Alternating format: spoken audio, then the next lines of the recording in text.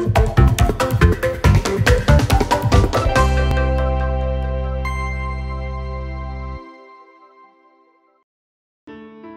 Khairallah Center is dedicated to collecting, preserving, and sharing the history of the Lebanese in the United States and the world.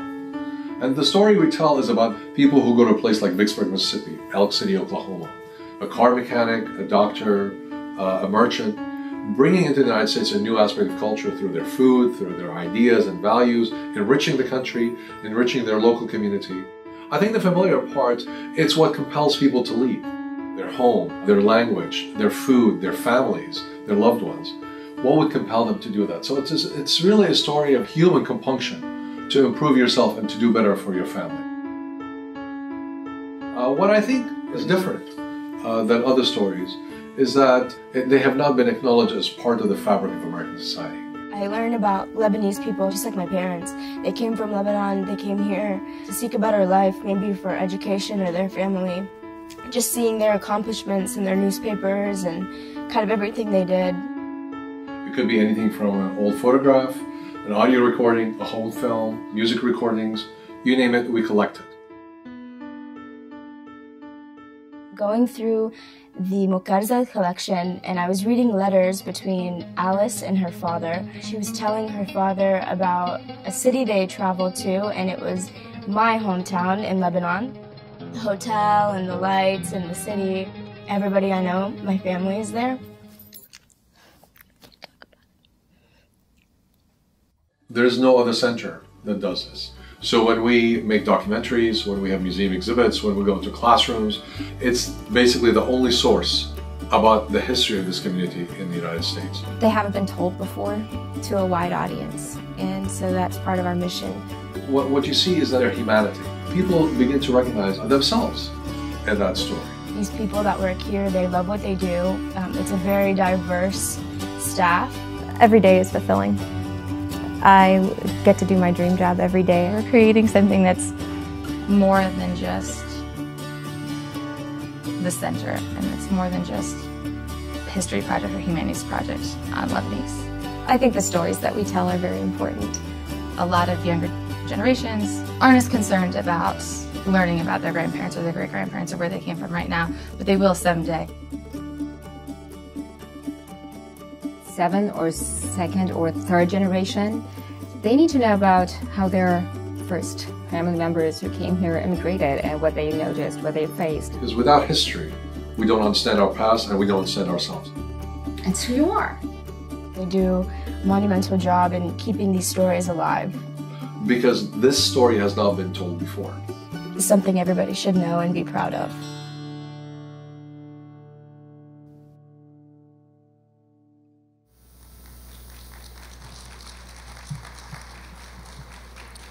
Good morning, ladies and gentlemen. Our first event today is a presentation about the history of Lebanese diaspora in the United States. So please, a warm welcome to Professor Akram Khater. He's a professor of history and director of the Khairallah Center for Lebanese Diaspora Studies. Good morning, everyone. Sabah khair. We appear to be having a lot of technical difficulties, both with sound as well as with the presentation, so I spent a lot of time putting really nice, cool pictures for you to observe, but unfortunately we will not be able to display them, so you only have to look at me. I apologize for that. So I would like to start by noting that history, as you saw in the video, is who we are. The past not only shapes our present, but it also allows us to imagine a future. That is why human beings have been telling stories and recounting histories for thousands of years. Whether they started painting hunting scenes in the caves of Lascaux or Altamira 17,000 years ago, or whether they talking about family history around the dinner table, or whether somebody wrote a book about the history of the Lebanese Civil War, human beings are always driven to tell stories and share them. We do so because our individual and collective memories are critical to how we understand community and nations. We do so because these stories have the power to bring peace, cause war, move people, and build dreams. In other words, We do so because without our past, we cannot move forward, and without history, there is no future. That is why the Maurice Khairallah Center for Lebanese Diaspora Studies was established 4 years ago. Our mission and our passion is to preserve and share the history of Lebanese immigrants and diasporas in America and beyond. So this morning, what I would like to do is very briefly talk about some of this history that may or may not be familiar to you. Again, I thought I saw something up there, but I guess not. So obviously, we don't have a whole lot of time to go into details, so it has to be brief. But let me start by saying that the Lebanese have been in America for over 150 years. We are part of the American tapestry. We're not newcomers. We have built this country. Our ancestors built this country, and we will continue to build this country. We are part of the fabric of this nation.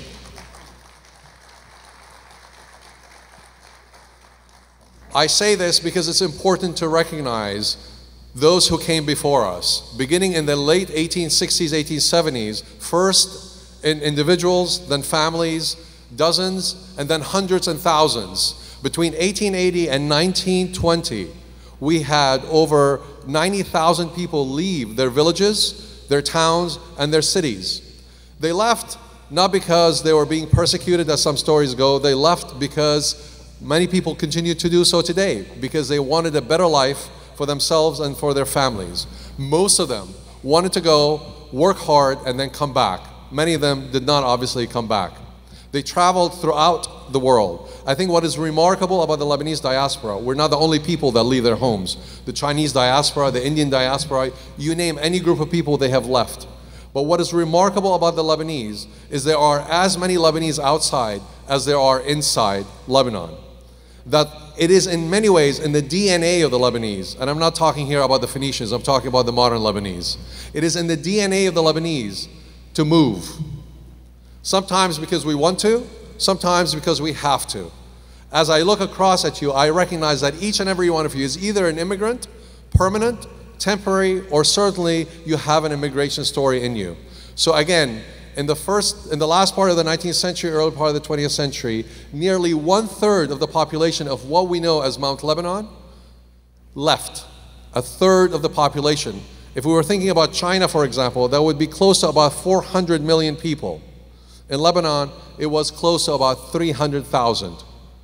And many of you, I'm sure, have relatives in South Africa, in West Africa, New Zealand, Australia, the United States, South America. We are everywhere as a diaspora. So we left, or our ancestors left, because they had to. The economy was going down, and they had to leave.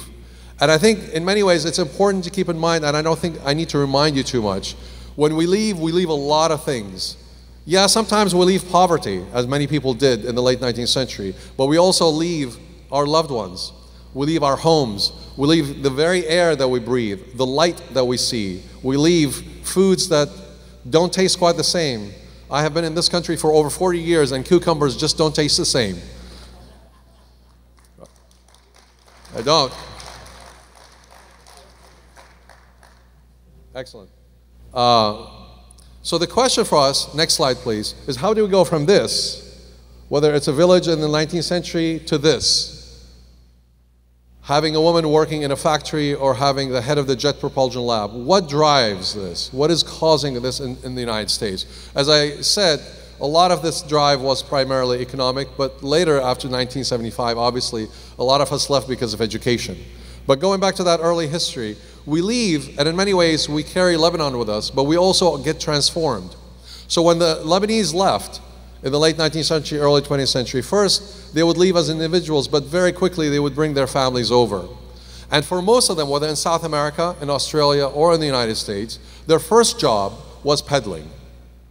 You may have heard the term caixa, which comes from the Portuguese words caque, which is the box. In essence, they carried their work on their back. They would walk literally either miles if you want, 50 miles a day, or if you want 75, 80 kilometers a day. That is their route. They would carry these things, and we had an exhibit in which we simulated what it feels like, and most people couldn't carry it for more than 5 seconds. They would put in needles, they would put in thread, they would put in satin. There's one woman in particular that always fascinated me. In 1897, she ended up in Montana. She comes from Zahle. How many people are here from Zahle? You people like to move. I swear to you, when we calculated the percentage of people who left, Zahle came at first.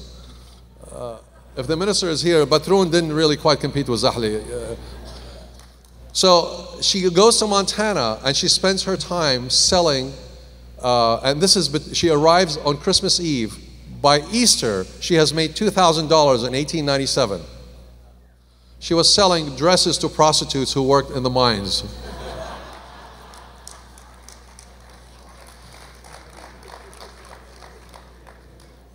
And she loved them because they tipped well.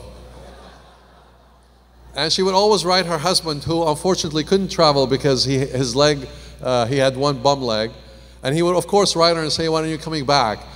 And her response, never. So they came and they worked very hard. What is important to keep in mind, some of them succeeded, some of them failed. It's important to understand, we like to believe in the mythology that every time one of us leaves, we are just a huge success. When my sister came to visit the first time after 20 years, and she saw the very small house I live in, she shook her head and said, really, 20 years? This is all you got? So the fact of the matter is, though, it is important to understand the failures as much as successes. This was hard life. They came to a place that at best was indifferent, at worst did not want him to be here. The Lebanese, believe it or not, were subjected to racism, very much like contemporary immigrants are being subjected to racism. We are doing a documentary about a lynching incident in 1929 in Lake City, Florida, in which a Lebanese couple were killed simply because they were Lebanese. And they crossed the police. So life was not easy. It is important to keep that in mind. Next slide, please. You can go about 6 slides. I'm way past it. But in many ways, the trajectory, as some of you know, you start peddling, and then very quickly you settle down and you try to buy a small store, and you bring family, and everybody works.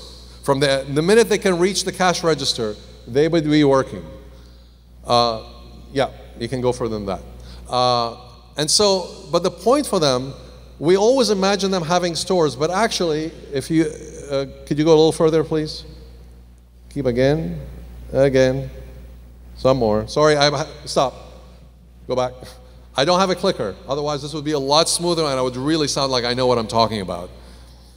I want you to take a look at this map. This is the United States Census from 1930. There's literally not a single county that the Lebanese did not go to.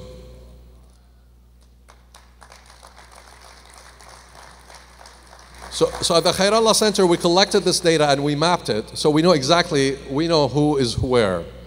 And what is remarkable about this is that there are some counties in which you have, especially like in the middle of the United States, you have one person or one family.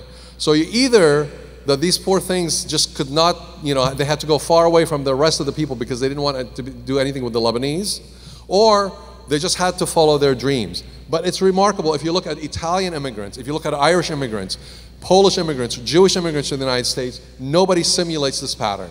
The Lebanese were literally everywhere. If I was to include Canada, and I apologize to my Canadian brothers, you would see a similar pattern. There was even a guy who went to Alaska. I mean, go figure. The Bears didn't get him, so that's the good news. So the point is, these guys came and worked. They worked as peddlers, but they also worked in factory workers. In fact, one of the first major labor strikes in the United States was called Bread and Roses. They used to be called Syrians, by the way, if you read the records. The Lebanese were leading the strike. They were actually leading the strike. Not the Irish so much, not the French Canadians, although in numbers they were much more than the Lebanese, but the Lebanese were leading one of the most major strikes in the history of the United States. So they were, in essence, everywhere they went, they became very heavily involved. Could you go to the next one, please? So we go from peddling, next. And as you can see, this is one of my favorite photos. I don't know if anybody here is related to her, but she worked in the Ford factory. And if you look at the little chart over there, I'm sorry, it's probably very hazy, but you will notice that in terms of commerce, and again, we think of the Lebanese as merchants, but in fact, a lot of them were laborers. Next, please. Next. So, not only did they work, One of the things that they also wanted to do right away is build a sense of community, because when you're away from home, you want that sense of community. I never cooked a day in my life in my mother's kitchen, but the minute I arrived in the United States, that's the first thing I learned how to do. How to make kibbe. And because you just want that flavor, right? You know, and then you tell your American friends about kibbe nayyi and they're horrified. And you say, look, just drink some arak with it, it'll be all right. Because really the kibbe is only an excuse for drinking a lot of arak as far as I can tell. At least my father thought so. Anyway, as you can tell, whether it's a Druze community, whether it's a Rum Orthodox, or whether it's Maronite, whether it's Protestant, and we also have a fairly significant Muslim community within the early immigrants, they immediately begin to establish these churches, mosques, and various other places. Next slide, please. Next. And they established clubs. As you can see, they're called Syrian Clubs here because that's a term that was given to them. And again, this is all an effort to recreate a sense of home. But of course, you cannot completely recreate it. You're creating something completely new, which is a hybrid identity. I think many of us can sympathize with that. We consider ourselves Lebanese Americans. The first time I went back to Lebanon, I had a big afro. It was my rebellious life. My father was a military man, and I always had a crew cut. So when I was here by myself, I grew a lot of hair. The minute I got off the plane, you know what my father did? Right. I don't want to say quite what he said because that really would not be very polite at this moment. Next. Next, please. So they established these community organizations, whether it's called the Hamena Club or the Syrian National Organization. But for them, this was critical. They wanted to maintain a sense of identity even as they became Americans. So I want to, if you remember anything from here, I want you to understand something very important. Immigrants in general, and including the Lebanese, do not assimilate. There's this notion of assimilation in which we come and we become something completely different. That is not what happens then. It is not what happens today. There is a transformation, of course. We all are changed. But in the process of changing, we change the very place we come to, as much as we change home. We change America and we change Lebanon. That is the power of the diaspora. And I'm not talking about money, although my relatives think I'm my ATM machine. Like every time I have a phone call, they always, you know, they don't tell you about how they're doing, they tell you about all the expenses and the bills they have to pay. So it's like, you know, so I don't go to Lebanon very much anymore because, you know, I become poor that way. But I really am not just talking about money here. I want you to understand. And 2020 is not only the centenary of the creation of Lebanon as we know it, it's a centenary of Al-Rabita Al-Qalamiyya, the Pen League. Diasporas export back to Lebanon culture, ideas, social behavior, as well as many other things. If you want to understand Lebanon today, you have to understand the diaspora as much as you have to understand the diaspora through Lebanon. You cannot understand them separately. And if I needed an Exhibit A for evidence, you are it. You are here because of that combination that I'm talking about. Whether we came here in 1899 or we came here just yesterday, we are transformed, but we transform the very place we go to. Again, case in point, there's a place right outside that is selling hummus in a little container called Cedars. They didn't pay me for advertising. But I want you to understand that everybody now eats hummus in the United States. Well, where the heck did that come from? Or in the South, they call it hummus. So the fact of the matter is we change things profoundly. Whether it's Khalil Gibran, whose book The Prophet becomes the Bible of the hippie movement of the 1960s, or whether it is now we change the culinary taste of America. We change the United States. Whether we are participating in a labor strike, or whether we are, in essence, creating businesses, we transform the very place as much as it transforms us. Next slide, please, and I promise I'll finish soon. I want you to take a very quick look at this. This is a number of newspapers and journals that were published in the United States, mostly on Washington Street in between 1899 and 1950. We have over 64 newspapers and journals for a community that is not over a whole lot more than 100,000 people. Think about that. And most of them, when they arrived, were illiterate. In fact, the Lebanese immigrants had the highest illiteracy rates, more than Greeks, more than Italians, more than anybody coming in that early period. But for them, the newspaper becomes this, you know, this link, Silat al-Wasl, to Lebanon.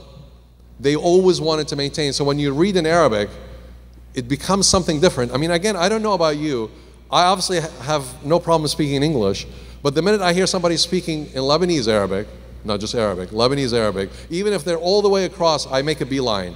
There's something about that, you know, especially when people greet you, they curse your mother, your father, and your whole family. I swear, if there are Olympics in cursing, the Lebanese would get the gold medal every time. Yeah. All right, I don't think I have a whole lot more time, so I don't want to take it up. I can see somebody waiting for me in the wings there. They're going to beat me up in a second. Let me finish with this. At the Maurice Khairallah Center, we've only been in existence for 4 years. We are the only center in the world that is dedicated to preserving your history and sharing your stories. That's our job. Our job is to collect every bit of information, every photo, every letter, every newspaper, every recording, and to preserve it not just for us, but for hundreds and thousands of years after we leave. Because if we do not preserve these stories, they will disappear. We will all pass away. You and I are not going to be here that long. We will pass away. But the fact of the matter is, we are here temporarily. Our children, our grandchildren, our great-grandchildren, if we do not preserve this history, if we do not teach this history to them, they will forget it. But not only that, if we do not proclaim this history, if we do not share it with Americans, I'm not talking about Lebanese Americans, all Americans, they will not understand that we belong here, we're part of this country as much as we belong to Lebanon. Thank you so much.